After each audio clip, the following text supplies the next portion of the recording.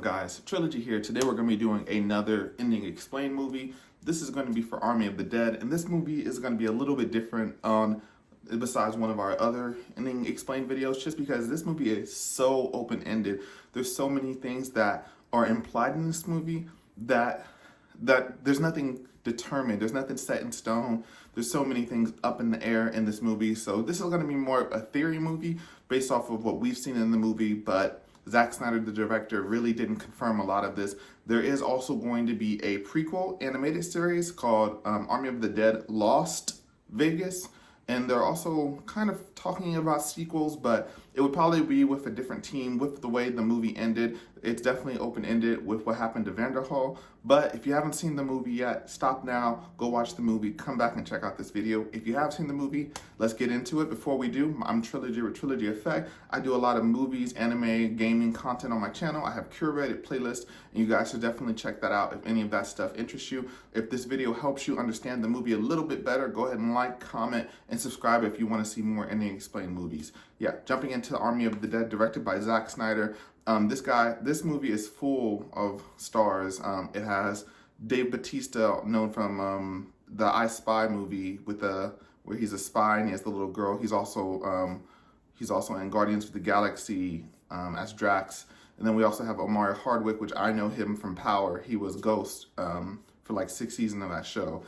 There's a couple other stars in there, but those are really the main ones that you recognize. Basically, this movie is a premise of a heist movie. There's a team selected to infiltrate a Las Vegas casino and get money out of a vault, and they're hired by this rich Asian guy.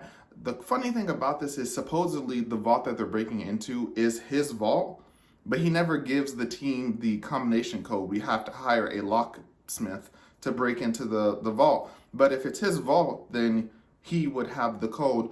But later on in the movie, we do find out that he wasn't really interested in the money in the vault. He was more interested in the zombie head and zombie genes and stuff like that, so they could recreate the serum or whatever and make zombie armies. But still, somebody on the team should have been like, we're breaking into his vault, but he doesn't know the combination? Yeah, that would have been a red flag for me, but hey, if they throw $5 million at me, I might not question too much too.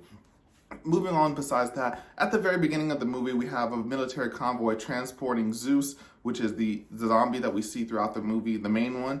And they're hypothesizing what it is they're transporting, because they don't know. They don't have a high enough clearance on that, I guess. And the crazy thing about this is they're coming from Area 51, which is suspicious. And I know a lot of people are. I've watched a couple other Ending Explained movies videos just to see if there were any other theories out there.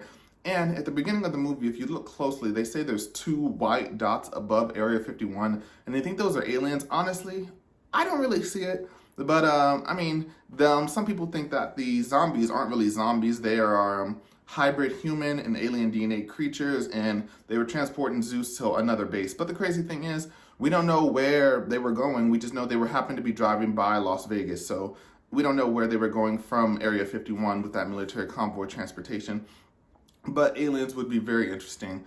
We do see some of the zombies. They are the shamblers, the slow ones, and then we have those beefy ones, those beefy zombies, and they're super strong.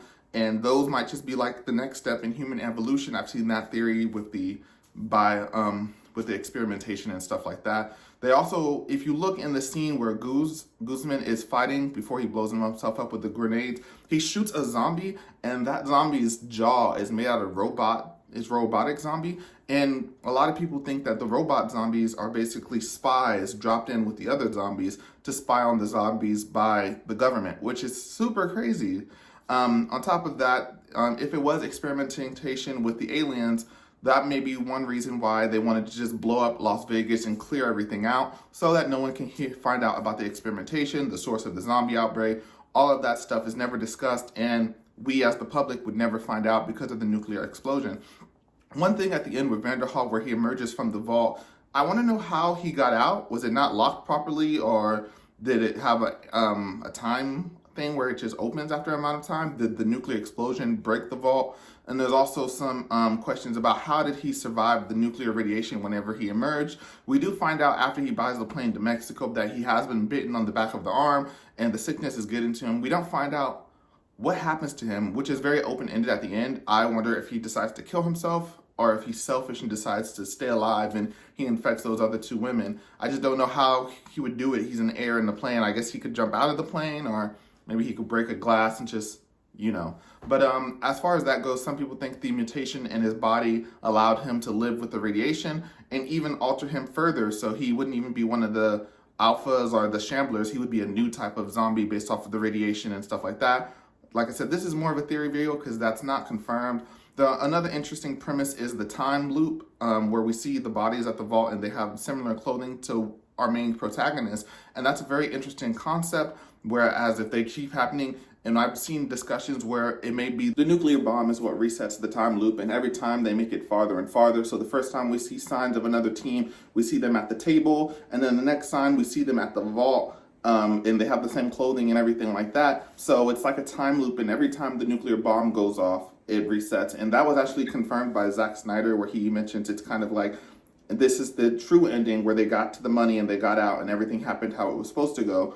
Which is pretty messed up because literally everybody died except for Kate, the daughter, which I really didn't like. She ran off by herself. And then in the end, we don't even see Gita. We don't even see Gita after the helicopter exploded. So she did all of that for nothing. She lost her dad. She got closure though, but like her dad's dead. She got money, but she didn't go in there for money. She went in there for Gita. So I guess she'll probably take that money, go find Gita's kids and get them out of that camp.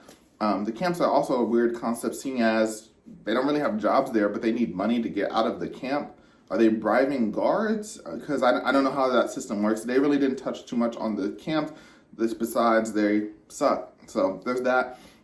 That's pretty much everything. I'm thinking about the movie to make sure I didn't miss anything.